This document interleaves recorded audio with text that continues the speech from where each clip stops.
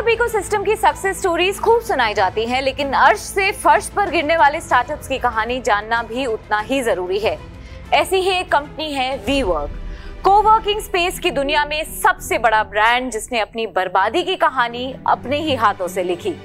Company ने खुद को दिवालिया घोषित करने के लिए न्यू जर्सी फेडरल कोर्ट में चैप्टर 11 बैंक्रप्सी प्रोटेक्शन फाइल कर दिया है।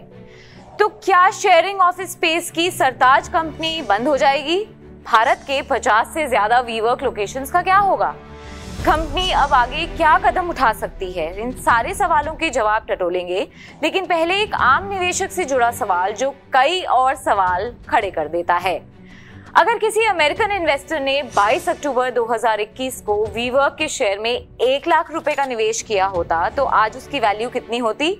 सिर्फ और सिर्फ 140 रुपए, यानी महज 2 साल के अंदर 99,850 रुपीज साफ। दरअसल सेल्फ डिस्ट्रक्शन की डेफिनेशन डिक्शनरी में ढूंढने की जरूरत ही नहीं है, वीवर्क नाम ही काफी है। 2019 में $47 बिलियन के भारी भरकम वैल्यूएशन से आज कंपनी $140 मिलियन के वैल्यूएशन तक सिमट गई है, यानी पीक वैल्यूएशन से करीब 0.3%। वैसे देखा जाए तो ये सब अचानक नहीं हुआ। कंपनी के बिजनेस मॉडल और ऑपरेशंस में इतनी खामियां रही कि उसके निशान पिछले 13 साल में कई बार दिखाई दिए। 2010 में जब कंपनी के flamboyant founder Adam Neumann WeWork के साथ सामने आए तो शेयरिंग ऑफिस स्पेस की दुनिया में ये वाकई एक क्रांतिकारी आइडिया था। कंपनी का बिजनेस मॉडल देखने में सिंपल और सीधा था। 10 से 20 साल की लॉन्ग लीज पर बिल्डिंग लो, उसमें छोटे छोटे कई ऑफिसेज बनाओ और रेंट पर चढ़ा दो। लेकिन इस सीधे साधे दिखने वाले मॉडल में एक बड़ा झोल था। वीवर्क खुद लंबे वक्त के लिए बिल्डिंग रेंट पर ले रही थी, जबकि जो ऑफिसेज वो कस्टमर्स को दे रही थी वो 1 महीने जैसे छोटे ड्यूरेशन के लिए भी अवेलेबल थे। यानी कस्टमर के वीवर्क से टाटा बाय बाय होने के बावजूद कंपनी को तो रेंट देना ही पड़ेगा ना। इसके अलावा वीवर्क के यूजर्स को कई दूसरे फ्रीबीज भी दिए जाते थे। इससे ऑपरेटिंग एक्सपेंसेस काफी ज्यादा बढ़ गए। कंपनी ने ज्यादातर लीज एग्रीमेंट्स 2018 और 19 में साइन किए। ये था कोविड से ठीक पहले का दौर और ऑफिस स्पेस के रेंटल्स पीक पर थे, और कोविड के आते ही वर्क फ्रॉम होम कॉमन हो गया और वीवर्क के यूजर्स की डिमांड अचानक से डूब गई, खासकर न्यूयॉर्क और सैन फ्रांसिस्को जैसे शहरों में जहां इसके सबसे ज्यादा सेंटर्स थे। इसका एक और बड़ा असर हुआ कि सेक्टर में नरमी को भांपते हुए लैंडलॉर्ड्स ने बाकी कंपनियों के साथ short term lease agreement sign करना शुरू कर दिया, जबकि वीवर्क इस डाउनटर्न से पहले ही एग्रीमेंट्स कर चुका था। कंपनी ने कमोबेश अच्छे दिनों में डाइवर्सिफिकेशन के नाम पर कई ऐसे निवेश किए जो नुकसान को बढ़ाने वाले साबित हुए, जैसे वी लाइव और वी राइज।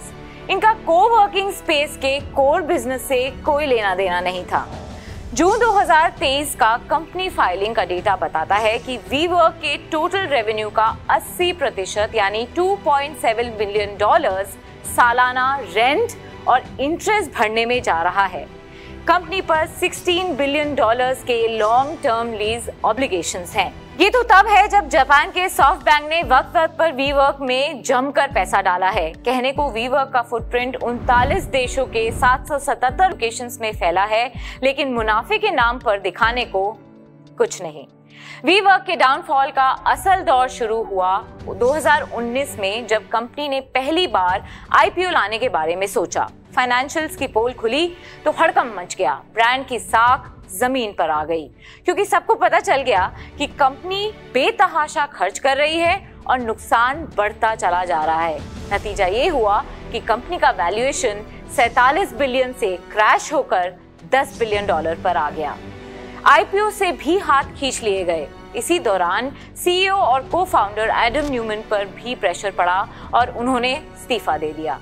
नवंबर 2019 में कंपनी ने कॉस्ट कटिंग के नाम पर दुनिया भर में 2400 एम्प्लॉयज की छटनी कर दी। फरवरी 2020 में रियल एस्टेट इंडस्ट्री के वेटरन और भारतीय मूल के संदीप मथरानी ने बतौर सीईओ काम संभाला। इसी साल मई में उन्होंने भी कंपनी से किनारा कर लिया।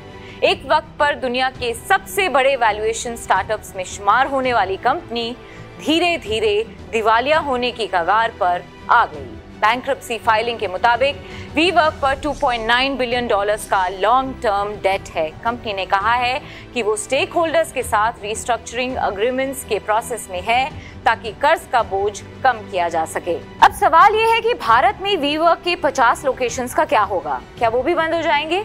इस सवाल का जवाब खुद वीवर्क इंडिया ने दिया है।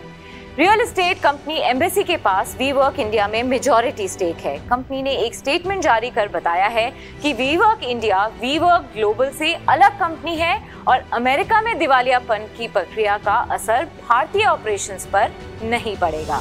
दिलचस्प ये भी है कि वीवर्क इंडिया 2021 से प्रॉफिटेबल बनी हुई है। हो सकता है कि आने वाले वक्त में कंपनी इंडिया बिजनेस से कुछ सबक सीखे और उन्हें ग्लोबल लेवल पर आजमाए। इस वीडियो को लाइक करें और अपने दोस्तों के साथ शेयर जरूर करें।